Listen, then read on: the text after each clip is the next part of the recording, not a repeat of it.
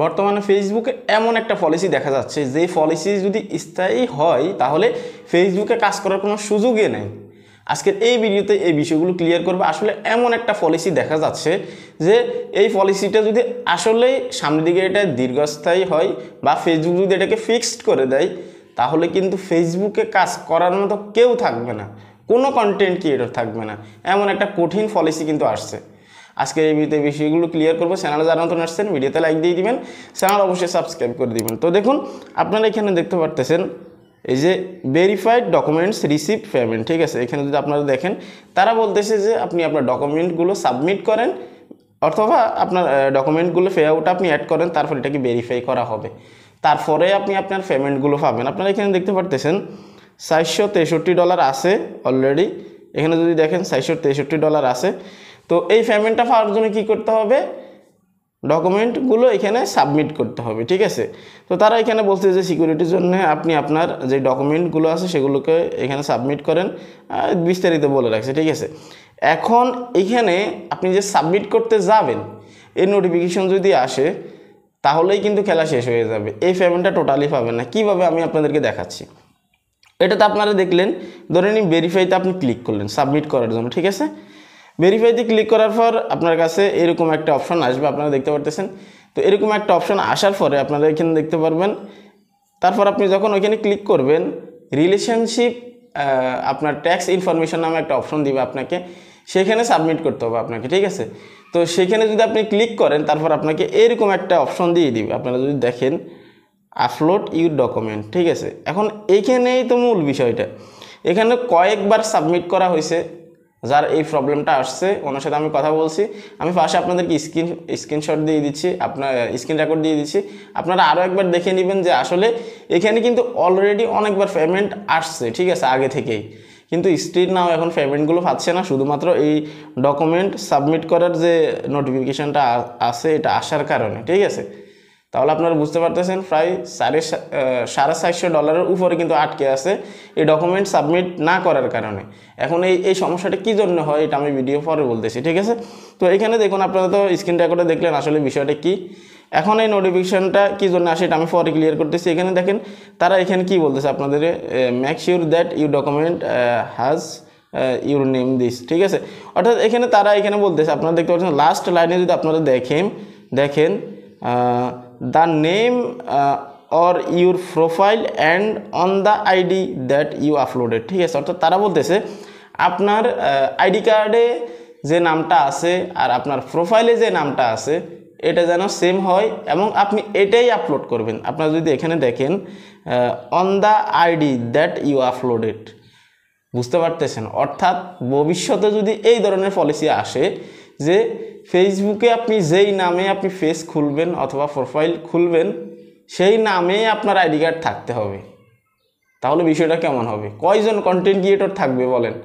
সবাই তো আর নিজের নামে আইডি খোলে না, সবাই তো আর নিজের রিয়েল নামে পেজ খোলে না। তো সেই ক্ষেত্রে বিষয়টা কোন জায়গায় গিয়ে দাঁড়াবে বুঝতে পারতেছেন? কোনো কন্টেন্ট ক্রিয়েটর থাকবে না, ফেসবুকে কাজ করার মতো কোনো সুযোগই থাকবে না, ঠিক আছে। তো এখানে উনি অনেকবার সাবমিট করছে অন্য একজনের ইয়ে দিয়ে। তো এখানে যেহেতু নামটা অন্য, ঠিক আছে, অর্থাৎ আইডি কার্ডে যে নামটা আছে সেটা দিয়ে পেজটা খোলা হয় নাই, সেই জন্য কিন্তু এখানে কয়েকবার সাবমিট করার পরেও কিন্তু নেয় নাই, ঠিক আছে।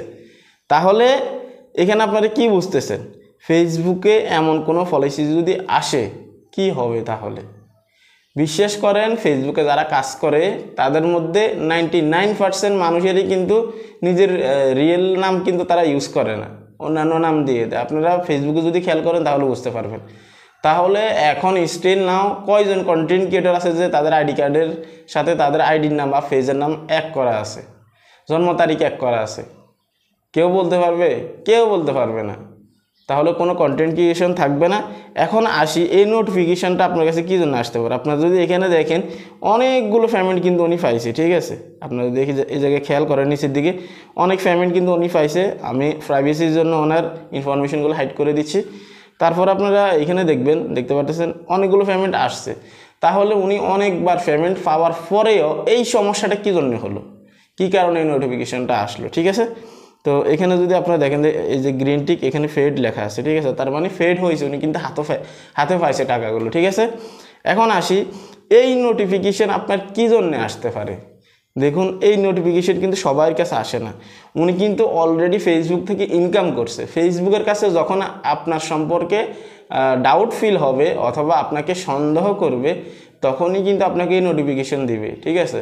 ফেসবুকে কিন্তু এখনও অনেক কন্টেন্ট ক্রিয়েটর আছে যারা নিজের নামে পেজ খোলে নাই, নিজের নামে প্রোফাইল খোলে নাই, আইডি কার্ডের সাথে কোনো মিল নেই, তারাও কিন্তু ইনকাম করতেছে। কিন্তু সমস্যাটা সবসময় আসবে না যখন আপনার কন্টেন্টের উপর, যখন আপনার প্রোফাইলের উপর, যখন আপনার পেজের উপর তাদের সন্দেহ জাগবে অথবা তারা ডাউট ফিল করবে, তখনই কিন্তু আপনাকে ডকুমেন্টস সাবমিট করার জন্য একটা নোটিফিকেশন এখানে দিয়ে দিবে, ঠিক আছে। তখন এই জায়গার মধ্যে এমনও থাকতে পারে যে আপনার রিলেশনশিপের যে ট্যাক্স ইনফরমেশন আছে সেটা আপনি সাবমিট করেন, হ্যাঁ, অর্থাৎ আপনার পরিচিত কেউ বা আপনার আত্মীয় স্বজন কারো ট্যাক্স ইনফরমেশন সাবমিট করতে বলতেছে, কিন্তু সাবমিট করলেও কাজ হবে না যদি আপনার আইডি কার্ডের সাথে যদি আপনার নামটা যদি মিল না থাকে, ঠিক আছে। আইডি কার্ডের সাথে যদি আপনার প্রোফাইলের নামটা যদি মিল না থাকে তাহলে সাবমিট নিবে না। তো সেক্ষেত্রে আমরা অবশ্যই এই জিনিসটার দিকে সতর্ক করবো। আসলে ফেসবুক কখন কোন জিনিসটা ফিক্সড করে দেয় বলা যায় না, হতে পারে সামনে তারা এই সিস্টেমটাই চালু করে দিবে, আপনার আইডির সাথে আপনার যে প্রোফাইল বা পেজ আছে সেটার সাথে এক হতে হবে, আপনার ন্যাশনাল আইডি কার্ডের সাথে মিলতে হবে নামটা, ঠিক আছে। তো সেক্ষেত্রে আমরা একটু সতর্ক থাকবো এবং অলওয়েজ আপনারা যেটা করবেন সেটা হচ্ছে যে নিজের রিয়েল কন্টেন্ট আপলোড করবেন, তাহলে একটা সাপোর্ট থাকবে, এবং কি আপনার নিজের ক্রিয়েটিভিটি অ্যাড করবেন, এবং কি লাইভে আসবেন, আপনাদেরকে আমি যেটা সবসময় সাজেস্ট করি। আর এই সমস্যাটা আসার একটাই কারণ, সেটা হচ্ছে যে প্রথমত হচ্ছে যে তাদের পেজ বা প্রোফাইলের উপরে যখন তাদের ডাউট ফিল হবে, ডাউট ফিল মানে বিষয়টা এরকম যে আপনি বারবার হয়তো কোনো একটা ভুল করতেছেন বা এমন কন্টেন্ট আপনি ইউজ করতেছেন যেটা আগে কখনো কোনো প্ল্যাটফর্মে শেয়ার করা হয়েছে, মানে এই ধরনের বিষয়গুলো যখন তারা বুঝতে পারবে তখন কিন্তু এখানে আপনার ডকুমেন্ট সাবমিট করার নোটিফিকেশনটা কিন্তু দিয়ে দিবে। সবার কিন্তু এটা আসে না, আমি আবারও বিষয়টা ক্লিয়ার করতেছি, ঠিক আছে। সবার নাও আসতে পারে, হাতে কোনো কয়েকজন মানুষের আসবে, হ্যাঁ।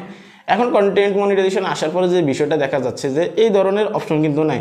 কন্টেন্ট মনিটাইজেশন আসার পরে কিন্তু যখন আপনি সেট আপ করবেন, আপনাকে নতুন একটা পে আউট অ্যাড করার বা নতুন একটা পে আউট সেট আপ করার একটা অপশন দিয়ে দিবে আপনাকে, অর্থাৎ ডকুমেন্ট সাবমিট করার মতো এরকম ডকুমেন্ট সাবমিট করে, যেমন আপনার আইডি কার্ডের সাথে আপনার প্রোফাইল বা পেজের নামের সাথে এক হতে হবে, এই ধরনের কোনো ডকুমেন্ট সাবমিট করার অপশন সেখানে আসে না।